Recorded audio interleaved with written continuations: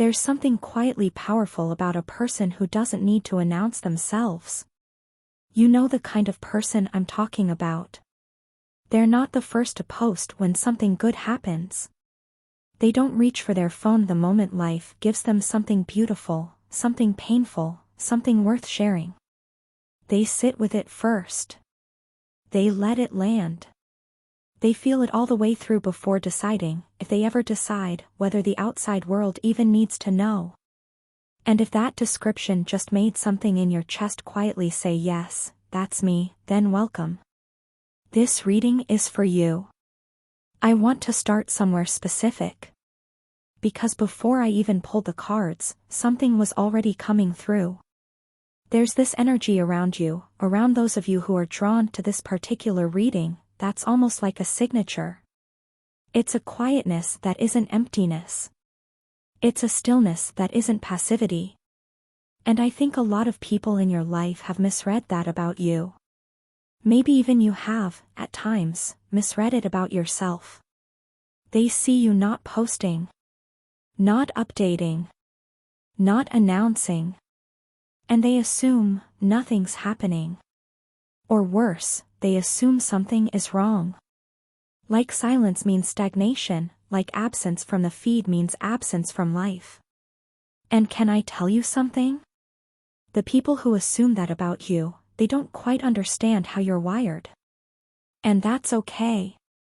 Not everyone needs to understand your process.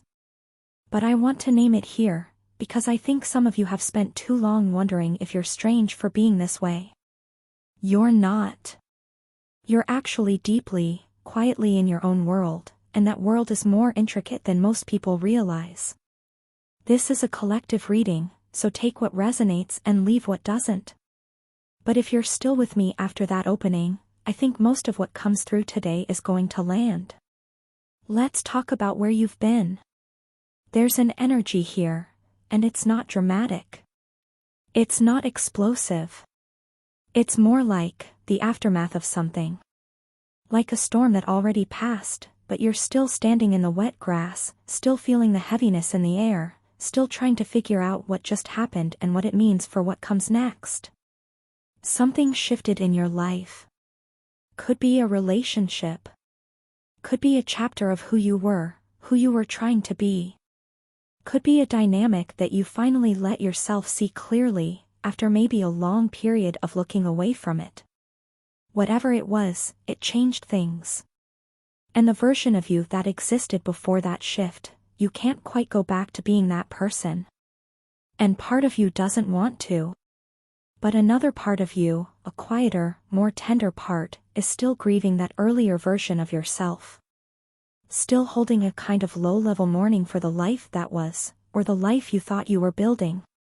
This is interesting, because it doesn't feel like grief in the traditional sense. It feels more like a disorientation. Like you woke up one day and the map you'd been using no longer matched the territory. And instead of panicking, instead of performing distress for the people around you, you just went quiet. You pulled back.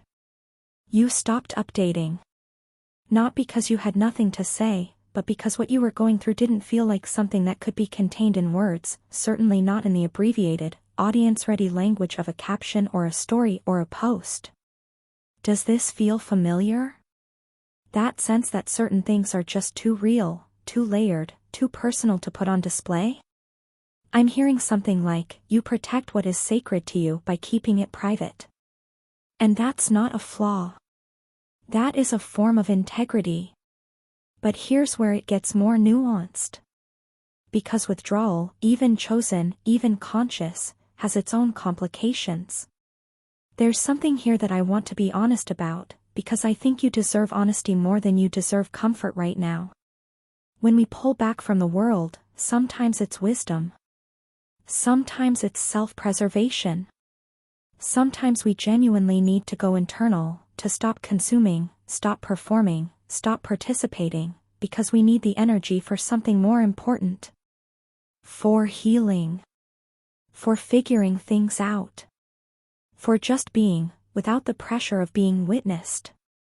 But sometimes, and this is the more tender thing to say, sometimes the withdrawal stops being about rest and starts being about avoidance.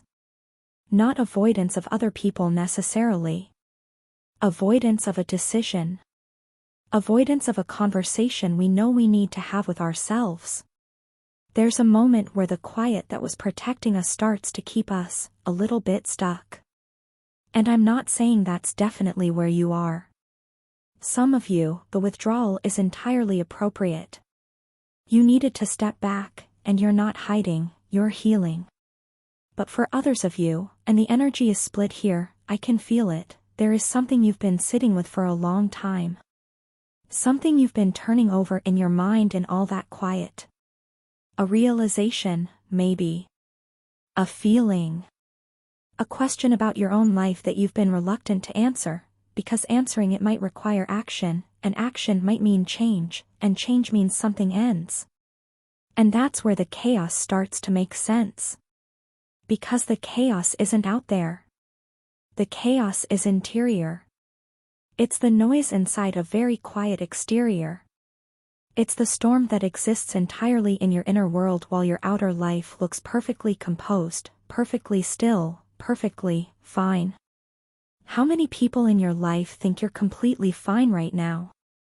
How many of them have no idea what's actually happening inside you? I thought so.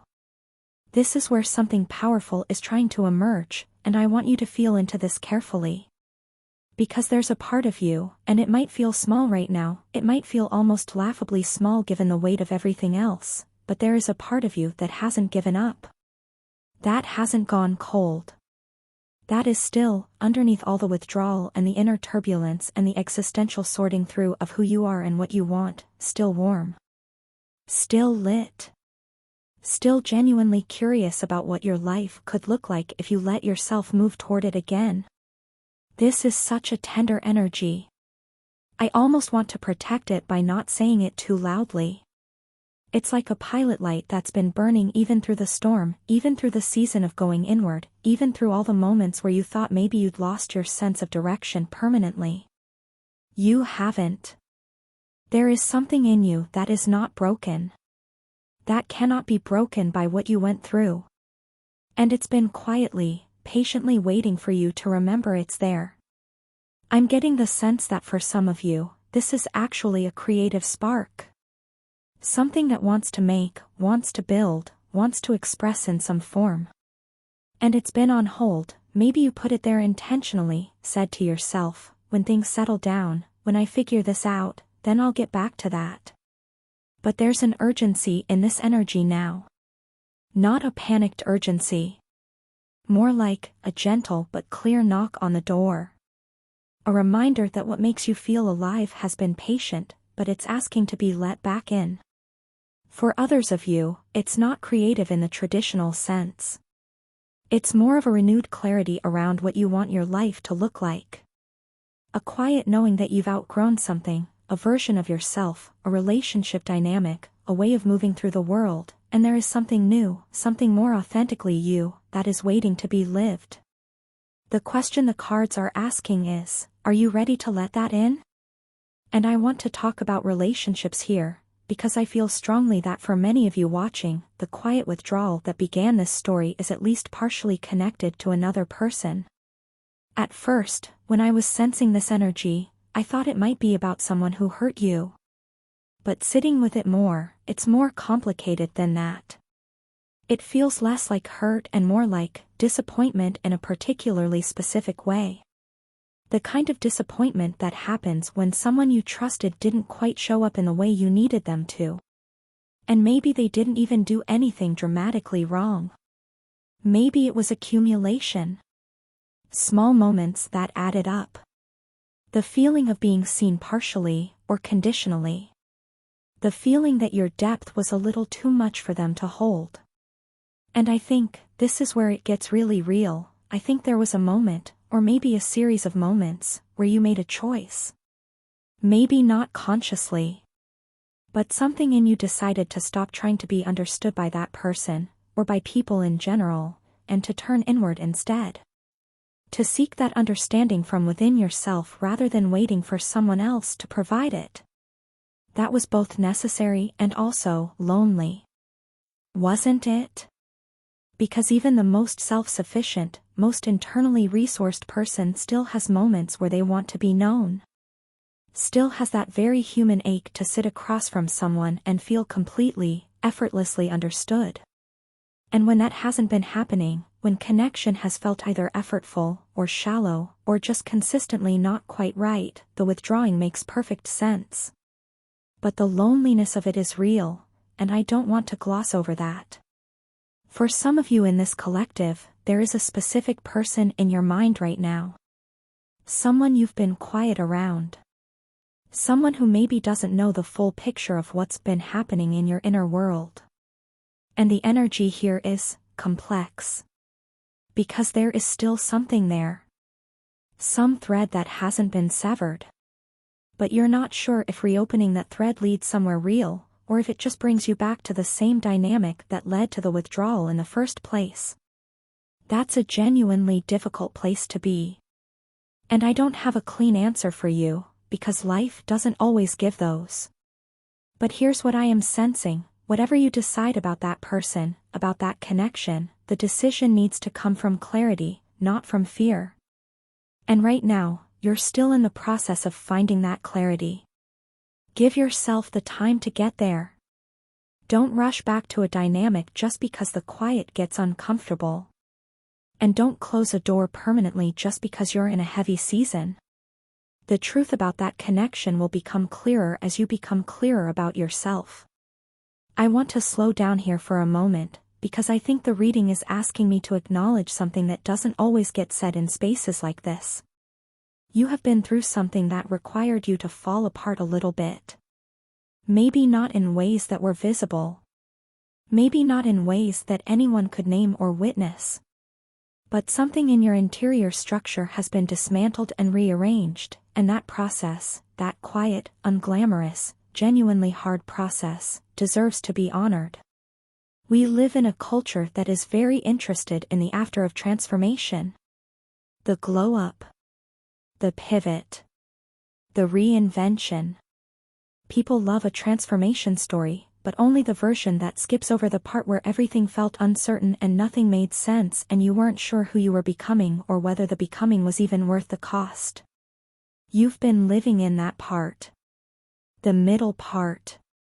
The part no one posts about. And it is not nothing. What you've been going through, even when it's felt invisible, even when it's felt like standing still, has been active. There are things you've shed. Beliefs about yourself, about others, about what you deserve and what you should accept. There are ways you used to operate that you can no longer return to, not because they were taken from you, but because you've outgrown them at a cellular level. The version of you who comes through the other side of this won't be who you were before. But, and this is the thing I want you to sit with, they will be more honest. More grounded. More genuinely themselves than the version that went in. That's what this period has been for. The energy is shifting now. Something is lifting, even as I speak this. There's a sense of, I almost want to call it restoration. Not restoration like going back to before. More like restoration in the sense of justice being done at a cosmic level. Like the universe is beginning to correct an imbalance. And the imbalance that's being corrected isn't necessarily between you and another person, it's within you. Between who you've been performing yourself to be and who you actually are. Between the version of you that accommodated and shrunk and kept quiet to keep the peace, and the version of you that knows their own worth and is no longer willing to pretend otherwise. This is beginning to happen for you. Quietly, naturally, in the same way you do everything, not with an announcement, not with a public declaration, but in the private recalibration of how you're choosing to show up in your own life. I'm hearing something like, fairness is being restored from the inside out. What that means for your external world, relationships, opportunities, dynamics, will follow. But it starts here, in the interior. In the quiet place where you've been doing the real work. And I want to acknowledge, some of you have been carrying something that was genuinely unjust. A situation where you gave more than you received. Where you showed up fully for someone who couldn't do the same. Where you trusted and were not trusted in return. Where your effort, your devotion, your quiet consistency went either unrecognized or was taken for granted. If that's landing for anyone, you're not imagining that energy. Something about that dynamic was imbalanced. And the fact that you've been in this season of pulling back, of going quiet, of not performing and not explaining and not justifying yourself, that is the beginning of refusing to let the imbalance continue. That is power. Even when it doesn't feel like it. So where does all this leave you? Because I think that's the real question hanging in the air here. Not what happened, not why it happened, not who was at fault or what could have been different. But, where do you go from here? What does the next chapter look like, for someone who has been quietly transforming in a space no one could see? Here's what I'm sensing. The next thing that wants to move through you isn't dramatic. It isn't a sweeping gesture or a major public change. It's something more like a quiet yes. A small movement towards something that genuinely feels like it belongs to you. One step in the direction of what makes you feel alive and oriented and real. Maybe that means picking something back up that you set down. A passion, a practice, a way of engaging with life that got buried under the weight of everything else. Maybe it means having one honest conversation you've been postponing. Maybe it means simply acknowledging to yourself, in your own private interior, that the person you've been becoming through this season is someone you're beginning to trust again. Because that's what I feel most strongly for those of you in this collective, a returning trust in yourself. After a period where the ground shifted and the map stopped working and everything you thought you knew required renegotiation, you are finding your footing again. Not in a loud way. Not in a way that needs announcing. In the way that you do things. Quietly. Privately. With an internal depth that most people will never quite understand, but that is, honestly, one of the most remarkable things about you. There's a thought I want to leave you with, before we close this energy. The reason you're not so active on social media isn't a flaw to be corrected. It's not a social anxiety to overcome, not a laziness to address, not a sign that you're behind or missing out or doing life wrong. It is, when you really look at it, a form of self-knowledge. You know what pulls you out of yourself versus what keeps you rooted. You know the difference between connection and performance. You know, even if you've never said it this way, that your inner life is worth protecting. And that self-knowledge? That is going to serve you enormously in whatever comes next. Because what's coming next requires you to be rooted. It requires you to know who you actually are, not just who you've performed being. It requires the kind of deep self-acquaintance that can only happen in the spaces you've been living in, the quiet ones, the private ones, the ones where no one is watching and you're just with yourself, figuring it out. You've been preparing for something without knowing you were preparing. You've been building internal resources. You've been doing the interior work that makes the exterior life eventually shift. It's shifting. Maybe not today in a way you can point to. Maybe not in a way that would make a satisfying caption. But the energy is moving, and it is moving towards something that is genuinely yours, not the version of your life that looked good from the outside, but the version that feels true from the inside. And when you get there, and I believe you will, you still might not post about it. You might just sit with it. Let it land. Feel it all the way through. And that will be exactly right. Take care of yourselves, all of you. This energy was real, and it was heavy in places, and I hope it also felt like being seen. That's all any of us really want, isn't it? To be seen. Exactly as we are.